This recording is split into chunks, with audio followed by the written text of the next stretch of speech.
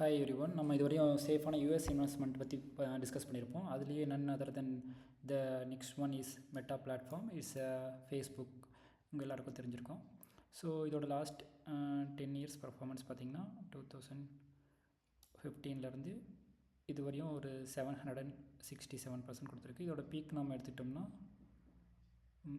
900% கொடுத்துருக்கு. இதுவும் இப்போ ஒவ்வொரு இயரும் 100% ப்ராஃபிட் கொடுத்ததுக்கு ஈக்குவல் தான். ஸோ இதுவுமே நம்ம ஃபேஸ்புக்குமே நம்ம லாஸ்ட்டு 10 இயர்ஸாக நம்ம எல்லாேருக்கும் கன்ஃபார்ம் தெரிஞ்சிருக்கோம். ஸோ அட்லீஸ்ட் எல்லாேருக்கும் தெரிஞ்சு நம்ம இன்வெஸ்ட் பண்ணியிருப்போம், மிஸ் பண்ணிட்டோம். ஸோ இதேமாரி அட்லீஸ்ட் இப்போ லாஸ்ட் ஒரு 3 இயர்ஸில் இந்தமாரி ஒரு ஆப்பர்ச்சுனிட்டியில் நம்ம பார்த்துருந்து நம்ம இன்வெஸ்ட் பண்ண ஆரம்பிச்சிருந்தோம்னா அதுலேருந்து எவ்வளோ ப்ராஃபிட் வந்திருக்குன்னு செக் பண்ணலாம். பார்த்திங்கன்னா அதே 700% இந்த குறிப்பிட்ட பீரியட் எடுக்க முடியும். 2023 ஸ்டார்டிங் மாரி இருக்குது, November 2022. ஸோ வித்தின் 2 இயர்ஸில் ஒரு 500% பக்கம் நம்மளால் அட்லீஸ்ட் எடுத்துருக்க முடியும்.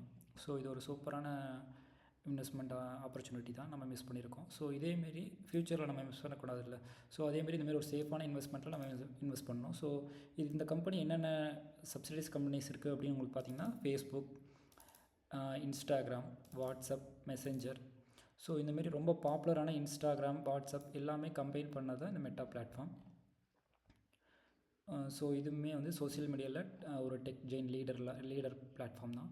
ஸோ இந்தமாரி இதோட மற்ற இன்ஸ்ட்ரக்ஷன்ஸ் ட்ரேடிங் வியூவில் போய் பார்த்திங்கன்னா ட்ரேடிங் வியூவில் இப்போ கரண்ட்டாக என்ன ரேஞ்சில் நைட் இருக்குது அப்படின்னு பார்த்திங்கன்னா ஒரு பீக்லேருந்து லாஸ்ட் 1 இயராக இது பர்ஃபார்மன்ஸ் அப்போ நல்லா கொடுக்கல. அப்போ 2023 25 வரையும் நல்லா கொடுத்துருக்கு.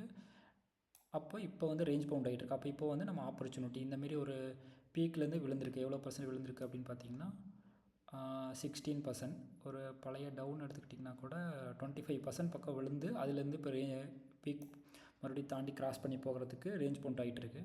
ஸோ 25% டிஸ்கவுண்ட்டில் விழுந்தது இப்போது வந்து ஒரு 16% டிஸ்கவுண்ட்டில் இன்னும் இருக்குது. ஸோ நம்ம சூப்பரான ஒரு டிஸ்கவுண்ட்டில் இப்போ கரண்ட்டாக ரன் ஆகிட்டு இருக்குது. நான் எல்லாம் உங்களுக்கு நான் ரெக்கமெண்ட் பண்ணுறது எல்லாமே இது வந்து சேஃபான இண்டெக்ஸ் தான். பட் நான் வந்து இன்வெஸ்ட்மெண்ட் அட்வைசர் கிடையாது. நீங்கள் ஓன் ரிசர்ச் பண்ணி எல்லாமே பண்ணிக்கோங்க. ஸோ லாஸ்ட் 1 இயரில் பீக்லேருந்து செக் பண்ணோம்னா ஒரு 16%ல் விழுந்து 25%ல் விழுந்து இப்போ ஒரு லாஸ்ட் ஃபியூ டேஸாக தான் வந்து ஒரு 10% ஏற ஆரம்பிச்சிருக்கு. ஸோ நீங்கள் குயிக்காக பை பண்ண முடிஞ்சால் சீக்கிரம் பை பண்ணிக்கோங்க. இது ஏன்னா கிராஸ் பண்ணி போக வாய்ப்பு இருக்குது. நான் என்னோடய இன்வெஸ்ட்மெண்ட் ஸ்ட்ராட்டஜி வந்து நம்ம எந்த ரிஸ்க்கும் எடுக்காமல் லாங் டேர்முக்கு விட்டனா தான் என்னால் இந்தமாதிரி ஒரு 500,000% எடுக்க முடியும். அதனால வந்து என்னால் முடிஞ்ச அளவுக்கு ஒரு 25,000 நான் இன்வெஸ்ட் பண்ணலான்னு இருக்கேன். ஸோ 10% ஆல்ரெடி பீக் ஸ்டார்ட் ஆயிடுச்சு.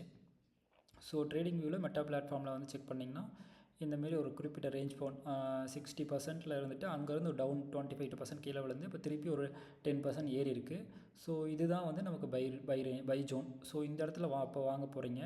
ஒருவேளை இதே ஆப்பர்ச்சுனிட்டி கீழே 10% விழுந்தால் நீங்கள் ஆவரேஜ் பண்ணலாம். ஒவ்வொரு 10% விழுவு ஆவரேஜ் பண்ணிங்கன்னா உங்கள் கையிலேயே அமௌண்ட் இருக்கும், கரெக்டாக இருக்கும். இது வந்து இப்போ சூப்பரான கரெக்டான மிட்டு உங்களால் இருக்குது. நீங்கள் வந்து இப்போ இங்கே வாங்கினீங்கன்னா லாங் டேர்முக்கு உங்களால் ஹோல்ட் பண்ண முடியும். ஸோ இப்போது கம்பேர் பண்ணலாம். நீங்கள் மெட்டா பிளாட்ஃபார்ம் வந்து பார்த்திங்கன்னா லாஸ்ட்டு 10 இயர்ஸில் எடுத்துக்கலாம். 10 இயர்ஸில் வந்து நம்ம சொன்ன மாரி ஒரு 800-900% ப்ராஃபிட் கொடுத்தது. அதேமாரி நிஃப்டி 50ல் வந்து பார்த்திங்கன்னா 2015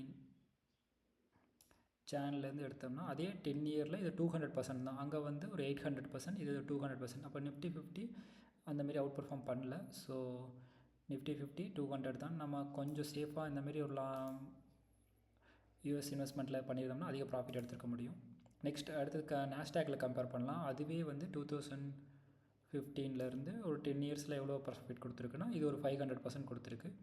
ஸோ நீங்கள் அந்தமாரி இண்டிவிஜுவல் ஸ்டாக் பக்கம் வரலினாலும் அட்லீஸ்ட் நீங்கள் 50-50 வச்சுக்கலாம். நீங்கள் மியூச்சுவல் ஃபண்டில் இருந்தீங்கன்னா நிஃப்டி 50ல் ஒரு 50%, நாஸ்டாக்கில் ஒரு 50%, இதுவே வந்து உங்களுக்கு ஒரு 500% கொடுத்துருக்கு. பட் நம்ம அந்தமாரி இண்டிவிஜுவல் ஸ்டாக்கில் போகும்போது 1000% நம்ம ஆல்ரெடி நிறையா டிஸ்கஸ் பண்ணியிருக்கோம். 1000% எடுக்க முடியும், அட்லீஸ்ட் 800% எடுக்க முடியும். ஸோ நான் மெயினாக இந்தமாரி தான் ஃபோக்கஸ் பண்ணியிருந்தேன். ஏன்னா என்னால் இன்வெஸ்ட் பண்ண முடியும்னா ஒரு பல்க் அமௌண்ட்டு நாஸ்டாக்கில் வச்சுக்குவேன். ஒரு குறிப்பிட்ட ஒரு 10% அமௌண்ட்டை வந்து நான் வந்து இண்டிவிஜுவல் ஸ்டாக்கில் வச்சுக்குவேன். நெக்ஸ்ட் இதில் வந்து investing.comல இப்போ மெட்டா பிளாட்ஃபார்ம் இது எப்படி இன்வெஸ்டர்ஸ் எல்லாமே ரெக்கமெண்ட் பண்ணுறாங்க. டெக்னிக்கல் வியூஸ் பார்ப்போம். டெக்னிக்ஸில் ஸ்ட்ராங் பை தான். அதேமாரி summary strong buy, moving average இப்போ பையில் தான் இருக்குது. ஸோ இது வந்து கன்ஃபார்ம் ஒரு பை ரேஞ்சில் தான் இருக்குது. நீங்கள் ஓன் ரிசர்ச் எல்லாமே செக் பண்ணி பார்த்துக்கோங்க. நான் இன்வெஸ்ட் பண்ணது எப்படின்னு உங்களுக்கு காட்டுறேன். நான் 2024 அதேமாரி அப்போ தான் எல்லாமே யூஎஸ் ஸ்டார்ட் பண்ண ஆரம்பித்தேன், இன்வெஸ்ட் பண்ணேன். அப்போ இருந்து நான் சேலரி வர குறிப்பிட்ட அமௌண்ட் இன்வெஸ்ட் பண்ணியிருந்தேன். அப்போ எனக்கு வாங்க கொஞ்சம் விழுந்தது. அதனால நான் அப்போ கொஞ்சம் இதுமாரி அப்போ தான் ஒரு 500 இன்வெஸ்ட் பண்ணியிருந்தேன். கீழே ஒரு 10% விழுந்தோடனையும் பார்த்தீங்கன்னா இந்தமாரி நான் ஒரு 500 இன்வெஸ்ட் பண்ணியிருந்தது ஒரு 1000 அந்தமாரி 1000 3000 மாரி இன்க்ரீஸ் பண்ணியிருப்பேன்.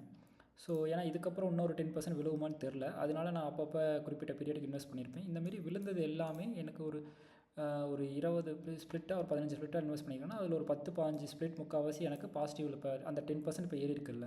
இப்போ ஷார்ட் டேர்மில் ஏறின இந்த 10% வந்து என்னால் ஃபுல்லாக கேப்சர் பண்ண முடியாது. பட் என்னால் ஓவராலாக ஒரு குறிப்பிட்ட அமௌண்ட் இந்த 10%ல் நான் கேப்சர் பண்ணியிருக்கேன் என்னால் முடிஞ்ச அளவுக்கு. பட் இது 10% முக்கியம் இல்லை, நம்ம ஒரு 500 1000% நம்ம எதிர்பார்க்க போகிறோம். ஸோ நான் இப்போ ஓவராலாக பார்த்திங்கன்னா 15% வந்து இன்வெஸ்ட் பண்ணியிருக்கு, 15000 இன்வெஸ்ட் பண்ணியிருக்கேன். ஸோ இன்னும் கொஞ்சம் அமௌண்ட்டை இன்வெஸ்ட் பண்ணணும். பண்ணிக்கிட்டுனா அவ்வளோ லாங் டைமுக்கு இன்வெஸ்ட் பண்ணி விட்டுறலாம். Okay, thank you guys. இதேமாரி ஒரு நல்ல வீடியோவில் மீட் பண்ணுறேன். மறக்காமல் சப்ஸ்கிரைப் பண்ணிக்கோங்க. தேங்க்யூ.